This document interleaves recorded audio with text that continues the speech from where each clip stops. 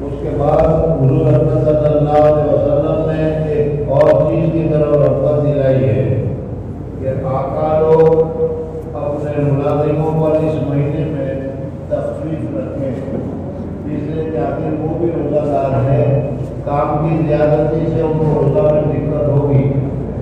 البتہ اگر کام زیادہ ہو تو اس میں مظاہرہ نہیں کہ رمضان کے لیے ہر بھی ملازم میں کام بڑھا لے، مگر جبھی کہ ملازم روزہ دار بھی ہو، ورنہ اس کے لیے رمضان اور بے رمضان دونوں برابر۔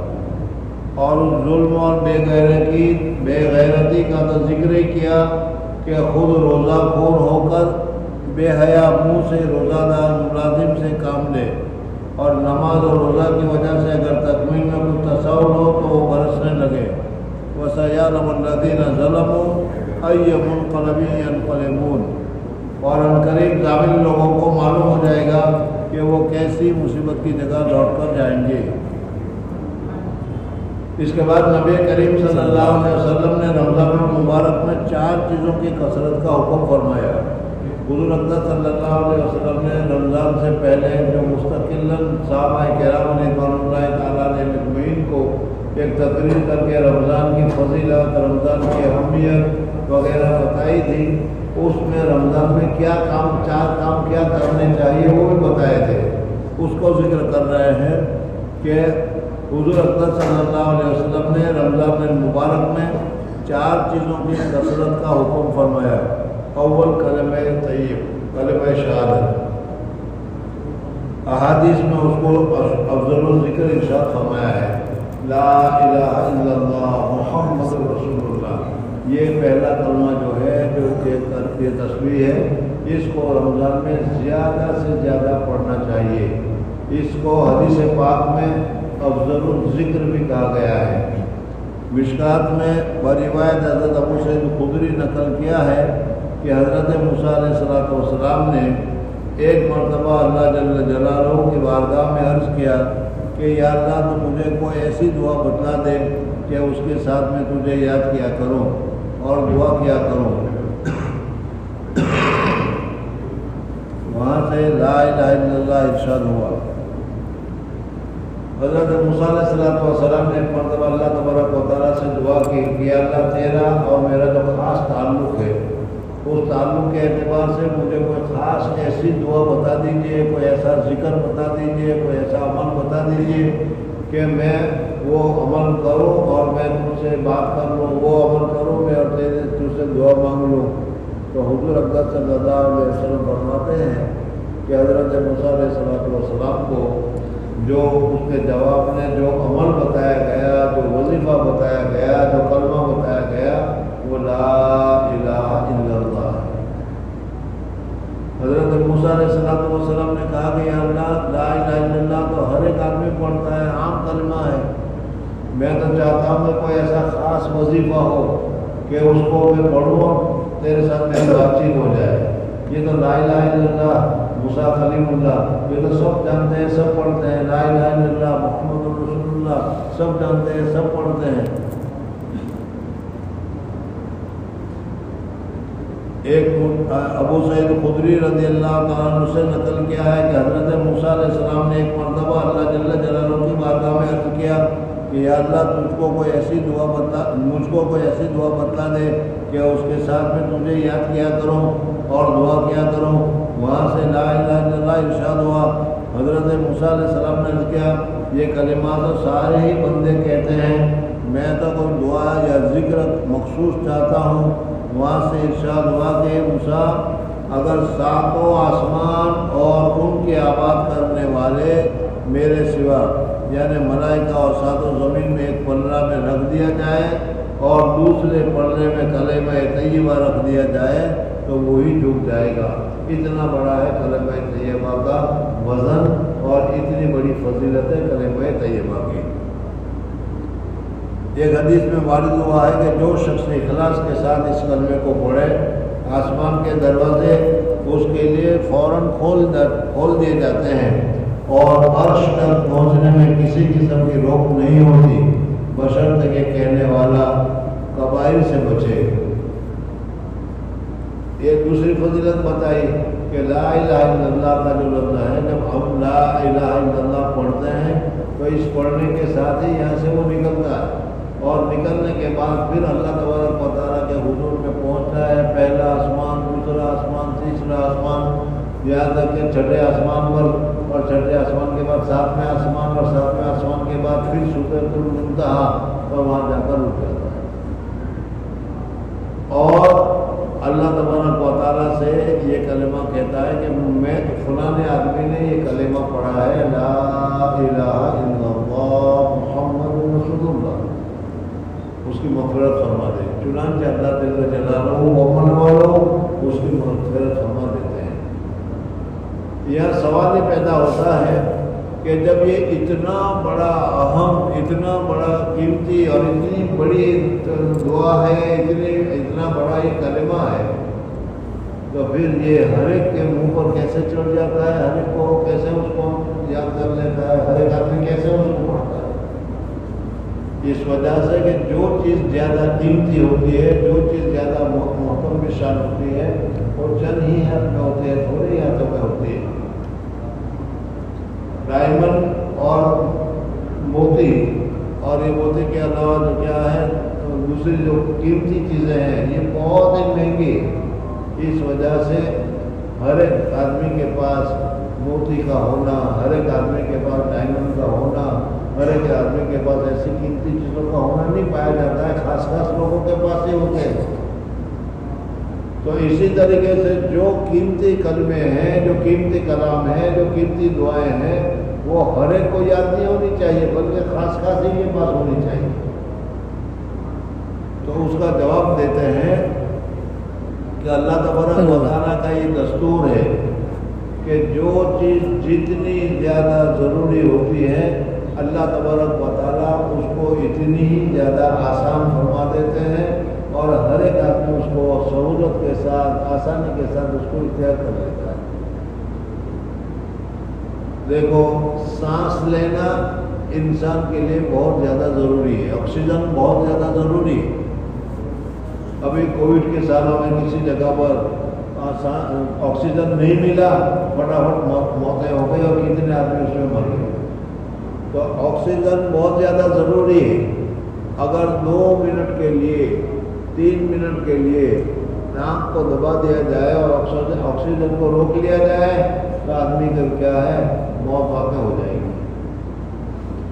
تو آکسیجن بہت زیادہ ضروری ہے۔ تو اللہ تبارک و تعالیٰ نے اس کے لینے کے راستے بھی کتنے آسان پیدا فرما رکھے ہیں کہ سانس کے ذریعے سے بدن میں آکسیجن جاتا ہے، آدمی سانس لیتا ہے، سانس میں اس کو آکسیجن مل جاتا ہے، جو ضرورت کا ہوتا ہے وہ بدن میں رہتا ہے، اور بقیہ کو باہر نکال کر چھوڑ دیتا ہے۔ اور اس سانس لینے میں بھی اس کو کوئی خرچہ نہیں ہوتا، کوئی تکلیف نہیں ہوتی، بلکہ آسانی کے ساتھ سانس لی جاتی ہے، سانس آتی بھی ہے اور سانس نکلتی بھی ہے، اور کیا ہے، کوئی تکلیف اور کوئی پریشانی اس کو نہیں ہوتی۔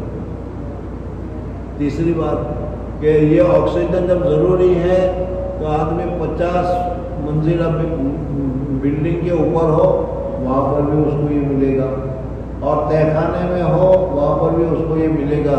اللہ تبارک و تعالیٰ نے چونکہ بہت زیادہ ضروری ہے، اس وجہ سے اس کو ہر جگہ پر سہل الوصول، آسانی کے ساتھ ملنے والی چیز میں اس کو بنا لیا ہے۔ تو اسی طریقے سے کلمہ طیبہ چونکہ بہت ہی زیادہ اونچا کلمہ ہے، بہت ہی زیادہ قیمتی کلمہ ہے، اس کے کلمے سے 50 سال، 60 سال، 70 سال کے کفر اور شرک کے اندھیرے میں پڑا ہوا آدمی، 50 سال، 60 سال، 70 سال تک کفر اور شرک میں پڑا ہوا آدمی، غیر مسلم آدمی ایک مرتبہ پڑھ لیتا ہے لا الہ الا اللہ محمد رسول اللہ، تو 50 سال کا اندھیرا فوراً ختم ہو کر دین کی اور ایمان کی روشنی اس میں پیدا ہو جاتی ہے۔ یہ کلمہ طیبہ کتنا اونچا اور کتنا بڑا کلمہ ہے۔ حضور اکرم صلی اللہ علیہ وسلم نے اس کو پڑھنے کا ہمیں حکم دیا ہے، لا الہ الا اللہ محمد رسول اللہ۔ رمضان میں کثرت کے ساتھ پڑھو، اس وجہ سے روزانہ 1 تسبیح 2 تسبیح 3 تسبیح جتنے جس آدمی سے ہو سکے کلمہ طیبہ کی لا الہ الا اللہ محمد رسول اللہ کی تسبیح پڑھتے رہنا چاہیے۔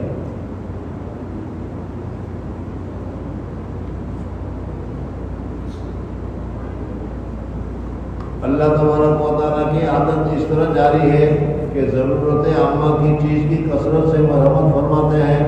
دنیا میں غور کرنے سے معلوم ہوتا ہے جو چیز جس قدر ضرورت کی ہوتی ہے اتنی ہی عام ہوتی ہے۔ مثلا پانی، انسان کو پانی کے بغیر نہیں چلتا اور پانی اس کے لیے چاہیے، تو اللہ تبارک و تعالیٰ نے پانی کو کتنا آسان کر رکھا ہے کہ ہر جگہ پانی ملتا ہے، عام ضرورت کی چیز ہے۔ حق تعالیٰ شانہ نے بے پایا رحمت نے اس کو اس قدر عام کر رکھا ہے اور کیمیا جیسی لغو اور بیکار چیز کو انکا کر دیا۔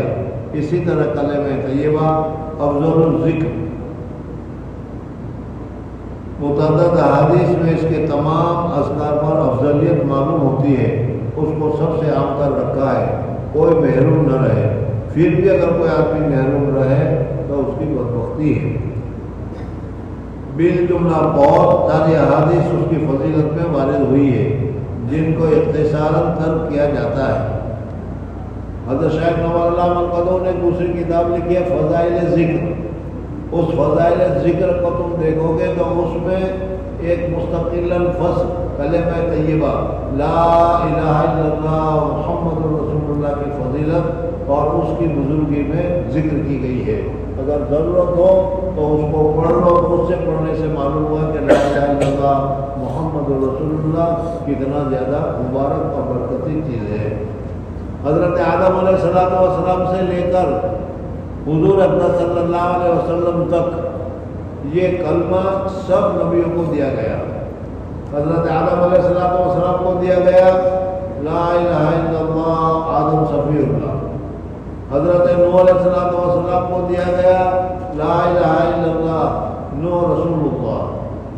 اسی طریقے سے ابراہیم خلیل اللہ، حضرت موسیٰ کلیم اللہ، حضرت عیسیٰ روح اللہ، اور جب حضور اقدس صلی اللہ علیہ وسلم کا دور آیا تو ان کو یہ کلمہ ملا لا الہ الا اللہ محمد رسول اللہ۔ اس وجہ سے رمضان میں ہمیں ویسے بھی یہ کلمہ یہ طیبہ ہے، ایمان کا کلمہ ہے، پر خوب پڑھتے رہنا چاہیے۔ حضور اقدس صلی اللہ علیہ وسلم نے حدیث میں فرمایا کہ لا الہ پڑھ کر اپنے ایمان کی تجدید کرتے رہو، وہ ایمان کو نیا کرتے رہو، مزین کرتے رہو۔ اس وجہ سے لا الہ الا اللہ محمد رسول اللہ کثرت کے ساتھ پڑھتے رہنا چاہیے۔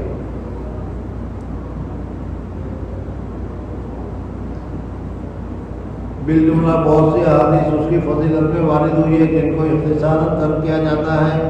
دوسری چیز جس کی کثرت کرنے کا حدیث بالا میں ارشاد فرمایا گیا ہے، حضور اقدس صلی اللہ علیہ وسلم نے فرمایا 4 چیزوں کی کثرت کرو رمضان میں۔ 4 چیزوں میں سے 2 چیزوں کی کثرت میں بتایا گیا کہ کلمہ طیبہ لا الہ الا اللہ کثرت سے پڑھو اور دوسرا استغفار کثرت سے کرو۔ استغفار توبہ کرنا ہے، اللہ تبارک و تعالیٰ سے اپنے گناہوں کی معافی مانگنا ہے۔ استغفر اللہ الذی لا الہ الا هو الحی القیوم واتوب الیہ، یہ ہے استغفار یا مختصر استغفر اللہ استغفر اللہ استغفر اللہ۔ یہ رمضان میں زیادہ سے زیادہ پڑھتے رہنا چاہیے، کلمہ طیبہ لا الہ الا اللہ اور دوسرا استغفار استغفر اللہ الذی لا الہ الا هو الحی القیوم واتوب الیہ۔ حدیث میں استغفار کی بھی بہت ہی فضیلت وارد ہوئی ہے۔ ایک حدیث میں وارد ہوا کہ جو شخص استغفار کی کثرت رکھتا ہے حق تعالیٰ شانہ ہر تنگی میں اس کے لیے راستہ نکال دیتے ہیں اور غم سے نجات نصیب فرماتے ہیں اور ایسی طرح روزی پہنچاتے ہیں کہ اس کو گمان بھی نہیں ہوتا۔ استغفار کرنے کی فضیلت بتائی کہ اللہ تبارک و تعالیٰ غمگینی، پریشانی، ڈپریشن، الجھن، مصیبت، پریشانی وغیرہ جو ہوتی ہے یہ کثرت سے استغفار کرنے کی وجہ سے، کثرت سے توبہ کرنے کی وجہ سے اللہ تبارک و تعالیٰ حفاظت مرحمت فرما دیتے ہیں۔ ایک حدیث میں حضور اکرم صلی اللہ علیہ وسلم نے فرمایا کہ کلکم خطاؤون، تم میں سے ہر ایک آدمی گنہگار ہے، ہر آدمی گنہگار تو ہوتا ہی ہے، لیکن بہترین گنہگار وہ ہے جو توبہ کرنے والا ہے۔ اس لیے گناہ کرنا تو اچھا نہیں ہے یہ تو، لیکن انسان کی صفات، انسان کی ذات، انسان کا بدن، انسان کی تخلیق، انسان کی بناوٹ ہی ایسی ہے کہ گناہ تو ہو ہی جاتا ہے۔ لیکن اگر گناہ ہونے کے بعد جو فوراً توبہ کی طرف متوجہ ہوتا ہے اور گناہ سے توبہ کرتا ہے، اللہ تبارک و تعالیٰ کو وہ شخص بہت زیادہ پسندیدہ ہے۔ اس وجہ سے ہمیں توبہ کثرت کے ساتھ کرتے رہنا چاہیے۔ جتنی زیادہ توبہ کریں گے اتنا زیادہ اللہ تبارک و تعالیٰ کے یہاں ہمارا درجہ ہوگا، اتنا اللہ تبارک و تعالیٰ کے یہاں قرب ہوگا۔ دوسری چیز جس کی کثرت کرنے کو حدیث بالا میں ارشاد فرمایا گیا ہے وہ استغفار ہے۔ حدیث میں استغفار کی بھی بہت ساری فضیلت وارد ہوئی ہے۔ ایک حدیث میں وارد ہوا ہے کہ جو شخص استغفار کی کثرت رکھتا ہے، حق تعالیٰ شانہ وہ ہر تنگی میں اس کے لیے راستہ نکال دیتے ہیں اور غم سے نجات نصیب فرماتے ہیں اور ایسی طرح روزی پہنچاتے ہیں کہ اس کو گمان بھی نہیں ہوتا۔ ایک حدیث میں آیا کہ آدمی گنہگار تو ہوتا ہی ہے، بہترین گنہگار وہ ہے جو توبہ کرتا رہے۔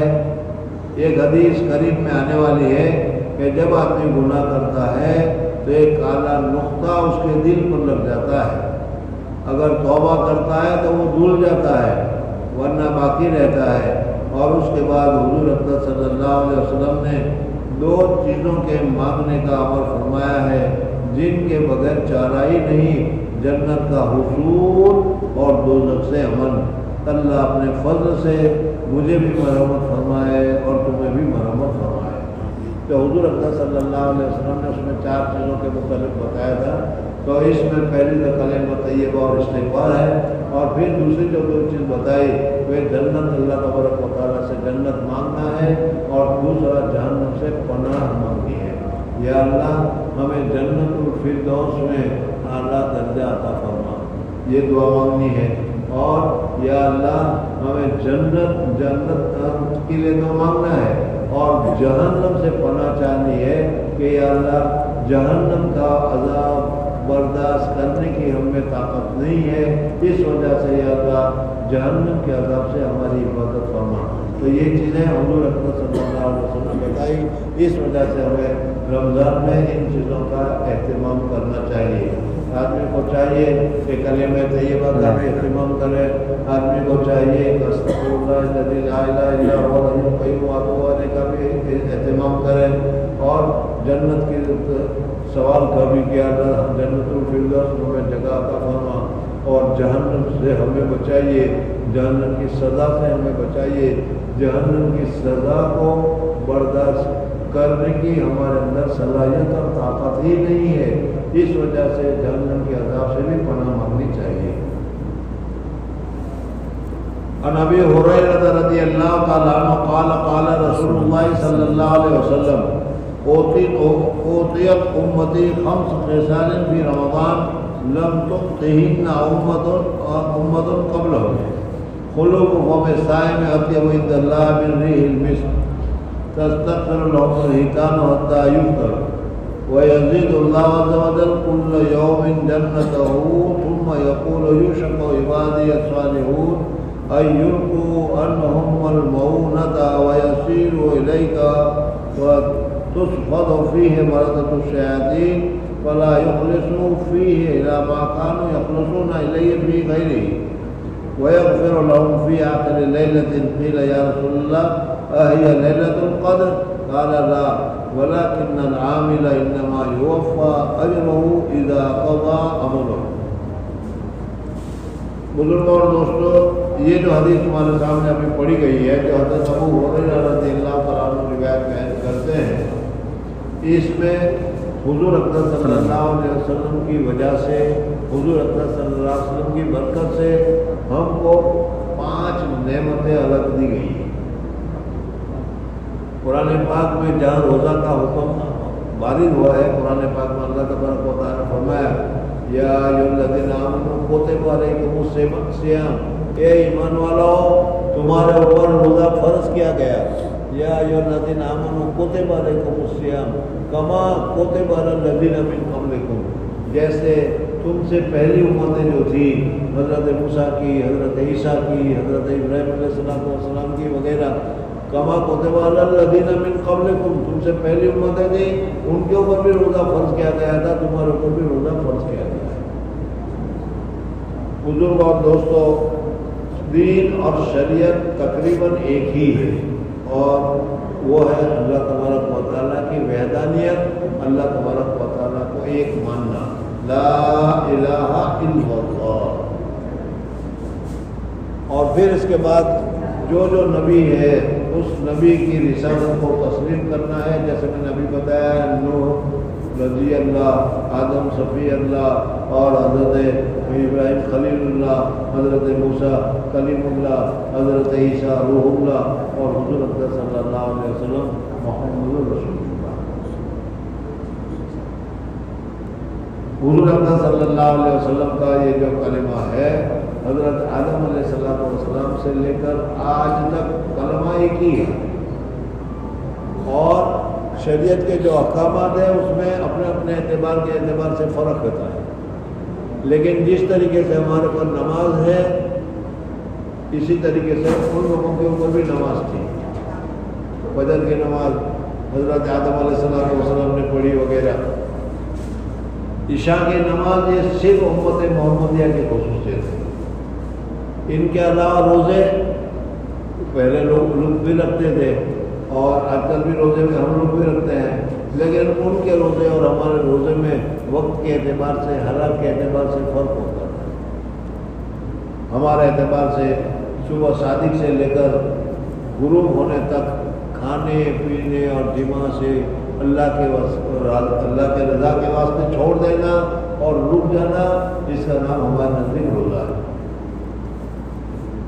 حضرت مریم علیہ السلام وغیرہ کے زمانے میں جو روزہ ہوتا تھا، اس میں نہ بولنے کا بھی روزہ ہوتا تھا، کہ میں نے روزہ رکھا ہے، میں کسی سے بات نہیں کروں گی۔ اب جو کسی سے بات ہی نہیں کرے گی وہ، یہ ان کا روزہ ہے، اور روزہ شروع ہو گیا۔ لیکن روزہ ضرور تھا۔ حضرت موسیٰ علیہ السلام کے زمانے میں نمازیں بھی تھی۔ معراج کے موقع پر حضرت موسیٰ علیہ السلام نے کہا نہیں تھا کہ ہمارے اوپر 2 نمازیں تھیں، لیکن ان کو 2 نماز بھی یہ نہیں پڑھ سکے۔ تو معلوم ہوا کہ یہ جو عبادت ہے وہ ہر جگہ پر ہر ایک کی برابر رہتی ہے، جیسے روزہ ہے۔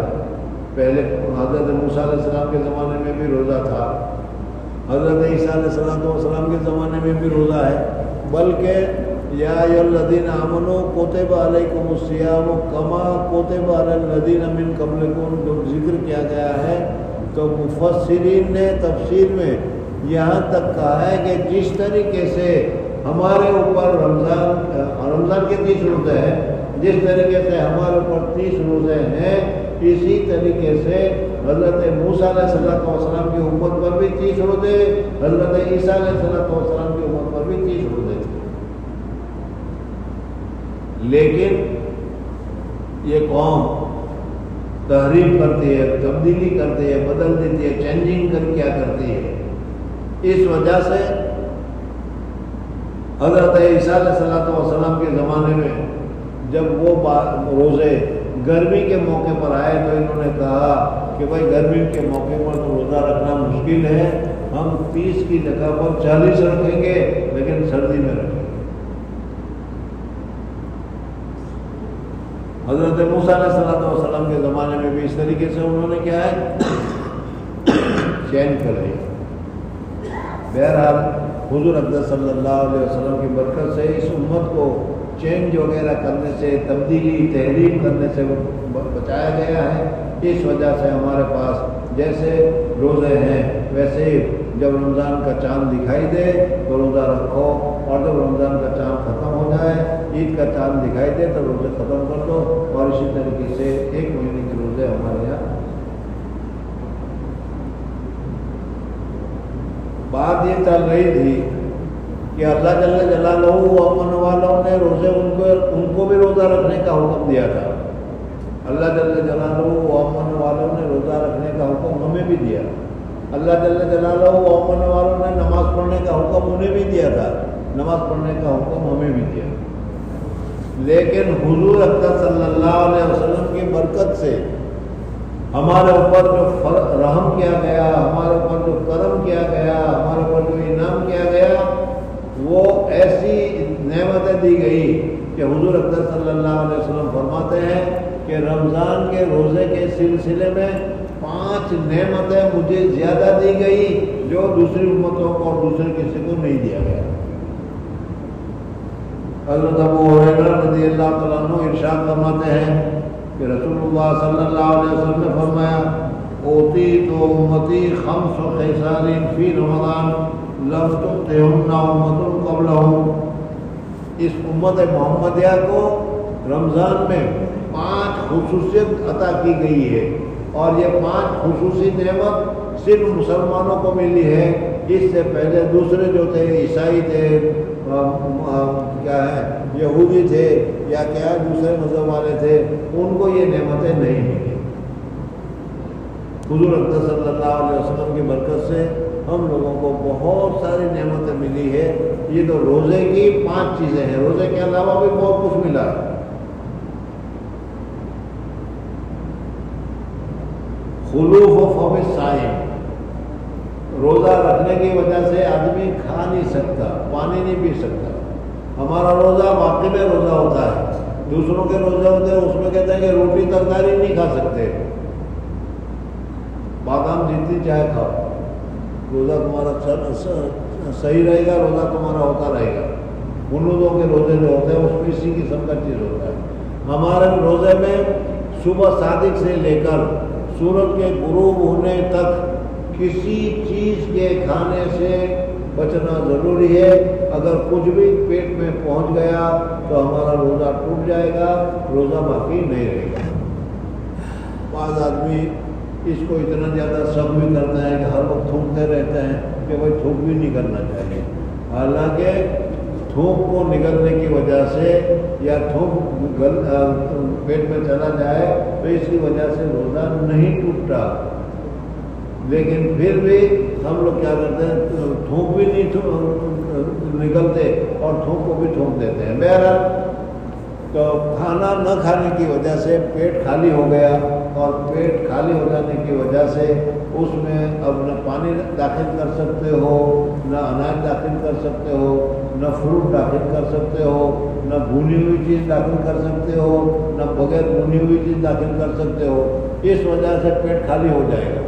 जब पेट खाली होगा तो पेट के खाली होने की वजह से एक किस्म की क्या है, बदबू महसूस होगी। इस वक्त जो रोज़ादार हैं, जिन्होंने रोज़ा रखा है, वो हो करके ज़रा सा पेट से हवा निकालेंगे तो इसमें बदबू लगेगी। ये बदबू रोज़ा पेट के खाली रहने की वजह से, रोज़ा की वजह से ये पेट में बदबू होती है। अल्लाह जल्ल जलालहू व अमन वालों के यहाँ ये बदबू की कितनी कदर कीमत है और अल्लाह तबारक व तआला के यहाँ ये कितना कीमती समझा जाता है, वो इस हदीस में बताया गया है कि रोज़ेदार के रोज़े के रखने की वजह से जो बदबू पैदा होती है, अल्लाह तबारक व तआला के यहाँ वो मुश्क की खुशबू से भी ज़्यादा पसंदीदा है। अब इसके मुहद्दिसीन ने बहुत सारे रास्ते बताए हैं। एक तो ये बताया कि क़यामत में जब लोग उठेंगे तो जो लोग रमज़ान के रोज़े रखते थे उनकी अलामत ये होगी कि कब्र से उठेंगे तो उनके मुंह में से मुश्क की खुशबू आती हुई होगी। और ये अलामत है इस बात की कि ये लोग वो हैं कि जिन्होंने दुनिया में भूखे प्यासे रहकर रोज़े रखे थे। इस वजह से अल्लाह तबारक व तआला ने आज इनके मुंह से क्या खुशबू को निकालना शुरू किया और आज इसके मुंह से खुशबू आ रही है।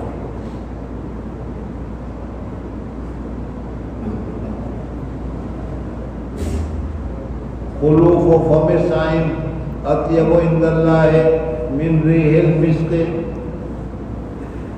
दूसरा ये बताया गया है कि देखो अगर किसी आदमी को किसी के साथ ताल्लुक़ हो जाता है, किसी आदमी को किसी के साथ ताल्लुक़ हो जाता है, पसंदीदगी हो जाती है, तो जिसके साथ ताल्लुक़ हो गया है उसकी हर अच्छी चीज़ तो अच्छी लगती है, लेकिन उसकी बाद नापसंदीदा चीज़ भी अच्छी लगती है। ये इश्क का, मोहब्बत का ये ताल्लुक़।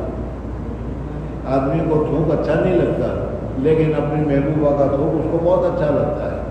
तो इसी तरीके से यहाँ पर ये बताया गया है कि अल्लाह जल्ल जलालहू व मनवालहू पाक है, पाकीज़ा है, लेकिन अल्लाह तबारक व तआला की रज़ा की वजह से आदमी भूखा रहता है, प्यासा रहता है, खाना पीना वगैरह नहीं करता और उसकी वजह से बदबू आती है। तो ये बदबू अल्लाह तबारक व तआला को मुश्क से भी ज़्यादा पसंदीदा है। बहरहाल ये बहुत ही ज़्यादा सआदत वाली बात है, बहुत ही ज़्यादा खुशी वाली बात है कि रोज़ा रखने की वजह से हमारे मुंह से जो बदबू निकलती है, अल्लाह तबारक व तआला उस बदबू को भी मुश्क की खुशबू से ज़्यादा अच्छा समझते हैं।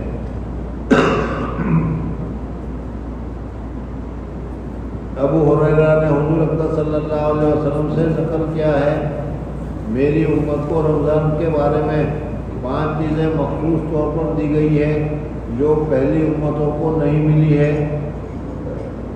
नंबर 1, उनके मुंह की बदबू अल्लाह के नज़दीक मुश्क से ज़्यादा पसंदीदा है।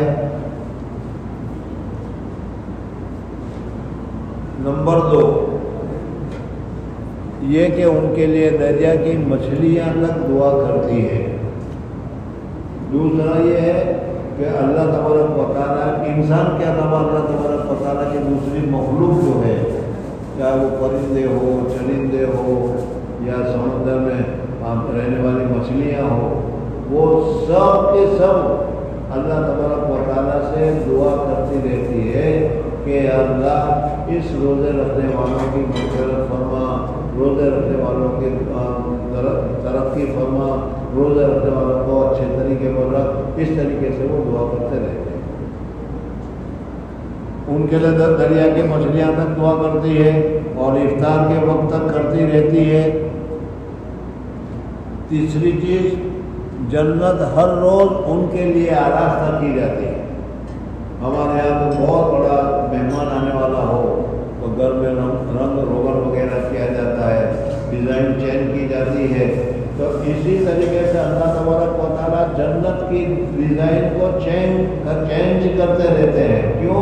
रोज़ेदार जन्नत में आने वाले हैं, तो उसको उनके इस्तेक़बाल के लिए अल्लाह तबारक व तआला जन्नत में नई नई चीज़ें अल्लाह तबारक व तआला इस रोज़ेदार को बनाते रहते हैं। देखो अल्लाह तबारक व तआला ने रोज़ेदार का कितना एजाज़ किया है। 3, जन्नत हर रोज़ उनके लिए आरास्ता की जाती है। फिर अल्लाह ताला शानो फरमाते हैं, करीब है कि मेरे नेक बंदे दुनिया की मशक्क़तें अपने ऊपर से फेंक कर तेरी तरफ आवे। चौथा फ़ायदा क्या है? रमज़ान का चांद होते ही जो शयातीन है, इसमें शरकत शयातीन है, डेंजरस शयातीन, उनको अल्लाह तबारक व तआला सबको कैद फरमा देते हैं और कैद फरमा कर उसको दरिया में डाल देते हैं, कैद खाने में डाल देते हैं। क्यों? इसलिए कि अगर इनको क्या है कैद खाने में न डाला गया, इनको छोड़ा गया, तो ये इंसानों को गुमराह करेंगे, इंसानों से गलतियां करवाएंगे, इंसानों से गुनाह करवाएंगे, और रमज़ान के महीने में गुनाह करवाना बहुत ही बुरा है। इस वजह से अल्लाह तबारक व तआला शरकत शयातीन को कैद खाने में डाल देते हैं। शरकत शयातीन कैद कर दिए जाते हैं कि वो रमज़ान में उन बुराइयों की तरफ नहीं पहुंच सकते जिसकी तरफ गैर रमज़ान में पहुंच सकते हैं। 5वां, रमज़ान की आखिरी रात में रोज़ादारों के लिए मग़फ़िरत की जाती है। अगर अभी तक मग़फ़िरत नहीं हुई तो आखिरी रात, जिसको रमज़ान की आखिरी रात कहा जाता है, अब उसके बाद दूसरे दिन तो चांद होगा, ईद की रात हो जाएगी, तो उस रात में کہ اگر روزہ رکھنے والے نے روزہ رکھا ہے اور کسی وجہ سے اگر ابھی تک مغفرت نہیں ہوئی، ہو جاتی مغفرت ہو چکی ہوتی ہے دعا کرتے ہوئے، مانگتے ہوئے، رمضان کی وجہ سے اور بھی بہت ساری چیز، لیکن اگر کسی وجہ سے نہیں ہوئی ہے تو اس رمضان کے آخری رات میں ان کی مغفرت کر دی جاتی ہے کہ انہوں نے پورے مہینے تک رمضان کا روزہ رکھا ہے۔ رمضان کے آخری رات میں روزہ داروں کے لیے مغفرت کی جاتی ہے۔ صحابہ نے عرض کیا کہ یہ سب مغفرت شب قدر ہے؟ فرمایا کہ نہیں، بلکہ دستور یہ ہے کہ مزدور کو کام ختم ہونے کے وقت مزدوری دے دی جاتی ہے۔ اس وجہ سے آج 29 یا 30 رمضان کی تاریخ ہے، آج روزہ کی مزدوری، روزہ کا کام ختم ہوگا، اس وجہ سے روزہ رکھنے والوں کو اس کی مزدوری دے دی جاتی ہے۔ تو آج یہاں پر ان کو مزدوری یہ دی جا رہی ہے کہ روزہ رکھنے کی وجہ سے ان کی مغفرت کر دی جاتی ہے۔ اللہ تبارک و تعالیٰ نے جہنم کے عذاب سے ان کو بچا دیا ہے۔ تو بزرگوں اور دوستو، اب یہ پانچوں کی جو الگ الگ فضیلتیں ہیں یہ انشاءاللہ کل کو آپ کے سامنے آئے گی، لیکن اجمالی طور پر آ گیا کہ یہ رمضان بہت ہی مبارک مہینہ ہے، اس میں اللہ تبارک و تعالیٰ بندوں کی طرف متوجہ ہوتے ہیں، ہماری طرف متوجہ ہوتے ہیں۔ اس وجہ سے ہمیں اللہ تبارک و تعالیٰ کو خوش کرنے کے لیے وہ کام کرنے چاہیے جو کام کرنے کا اللہ تبارک و تعالیٰ نے ہمیں حکم دیا ہے۔ کلمہ طیبہ لا الہ الا اللہ محمد رسول اللہ کی تسبیح پڑھنی چاہیے۔ کام کرتے کرتے ہاتھ سے ہم کام کر رہے ہیں اور اگر زبان سے لا الہ الا اللہ لا الہ الا اللہ لا الہ الا اللہ لا الہ الا اللہ پڑھتے رہیں تو ہم قربہ اور ہم ثواب کا مطلب نہیں ہے۔ اسی طریقے سے استغفار ہے، اسی طریقے سے کیا جنت کے طلب ہے، جہنم کے طلب ہے، قرآن پاک کی تلاوت ہے، درود شریف کی تلاوت ہے، نماز کی پابندی ہے، یہ سب رمضان میں ہم کو کرنا چاہیے۔ بزرگوں اور دوستوں، بڑا افسوس کے ساتھ کہنا پڑتا ہے کہ اتنی زیادہ فضیلت والی، اتنی زیادہ برکت والی گھڑیاں ہیں، رمضان کا مہینہ ہے اور پوری دنیا میں اللہ تبارک و تعالیٰ نے اس کو مبارک بنایا ہے، ہر مسلمان کے لیے مبارک بنایا ہے، لیکن بہت سی جگہ پر آپ کو معلوم ہوگا کہ وہاں پر رمضان کب آیا، رمضان کب گیا، وہ بھی ان کو معلوم نہیں ہوتا، اس کو کچھ بھی پتہ نہیں ہوتا کہ رمضان کیا ہوتا ہے، نہ روزہ رکھتے ہیں نہ کچھ۔ ہمارے جو گناہ ہیں اس گناہ کی مغفرت کے لیے، گناہ کو معاف کرانے کے لیے اللہ تبارک و تعالیٰ نے بہت ہی قیمتی وقت یہ دے رکھا ہے۔ اس میں اب ہمارے گناہ کو اللہ تبارک و تعالیٰ معاف فرماتا ہے اور ہم گنہگار ہیں، ہم سے گناہ ہو گیا ہے، جہنم کی سزا برداشت کرنے کی ہمارے اندر طاقت نہیں، تو ہمیں اللہ تبارک و تعالیٰ سے دعا کرنی چاہیے کہ اللہ تعالیٰ جہنم سے ہماری حفاظت کرے۔ تو اس وجہ سے یہ 5 چیزیں جو ابھی تمہارے سامنے ذکر کی ہے، کل اور تفصیل آئے گی اس کی، وہ 5 نعمتیں اللہ تبارک و تعالیٰ نے اس امت محمدیہ کو دی ہے، ہم لوگوں کو دی ہے۔ دوسری قوموں کو یہ نعمتیں نہیں ملی، یہ بھی ہمارے لیے بہت بڑی اکرام کی، بہت بڑی عزت کی بات ہے۔ اس پر ہم جتنا اللہ جل جلالہ امن والوں کا شکریہ ادا کریں کم ہے۔ اس وجہ سے اپنے گناہوں سے معافی مانگو، اللہ تبارک و تعالیٰ کا شکر ادا کرو۔ اللہم لک الحمد کلہ ولک الشکر کلہ، اللہم لا احصی ثناء علیک انت کما اثنیت علی نفسک وغیرہ کہتے رہو اور اللہ تبارک و تعالیٰ سے دعا بھی مانگتے رہو اور اپنے گناہوں سے مغفرت بھی مانگتے رہو۔ ویسے تو رمضان میں بہت دعائیں قبول ہوتی ہیں، لیکن روزہ دار جب روزہ افطار کرنے کے وقت میں آتا ہے، اس وقت جو دعا کرتا ہے وہ دعا بھی بہت قبول ہوتی ہے۔ اس وقت الحمدللہ صبح صادق سے لے کر اب تک ہم لوگ نے روزہ رکھے ہیں، اللہ تبارک و تعالیٰ ہمارے اس روزے کو قبول فرمائے۔ آمین۔ اور اس وقت اب افطار کا وقت ہو رہا ہے، 10 منٹ کا وقت قریب باقی ہے۔ آپ حضرات अपने लिए मांगे, उम्मत के लिए मांगे, दूसरों के लिए मांगे और अपने घर वालों के लिए मांगे, उम्मत मोहम्मदिया के हर फर्द के लिए मांगे। अल्लाह तबारक व तआला के यहाँ कोई पाबंदी नहीं, जो मांगेगा अल्लाह तबारक व तआला अता फरमाएगा। अल्लाह तबारक व तआला हमारे सब के रोज़ों को कबूल फरमाए और अल्लाह तबारक व तआला हमारी मग़फ़िरत फरमाए।